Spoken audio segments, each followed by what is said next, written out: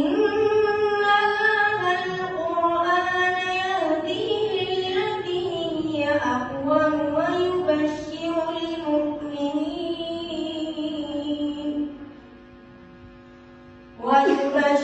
المؤمنين الذين يعملون الصالحات أن لهم أجرا كبيرا وأن الذين لا يؤمنون بالآخرة أعتدنا لهم عذابا أليما ويدعو الإنسان بالشر دعاءه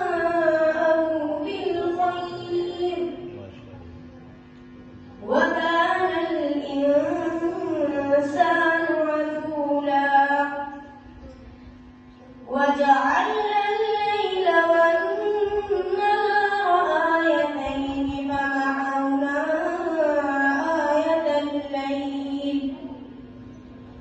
فمحونا آية الليل وجعلنا آية النهار مبصرة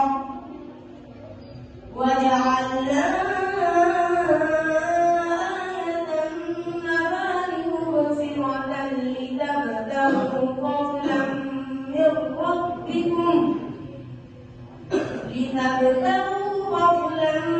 من ربكم ولتعلموا عدد السنين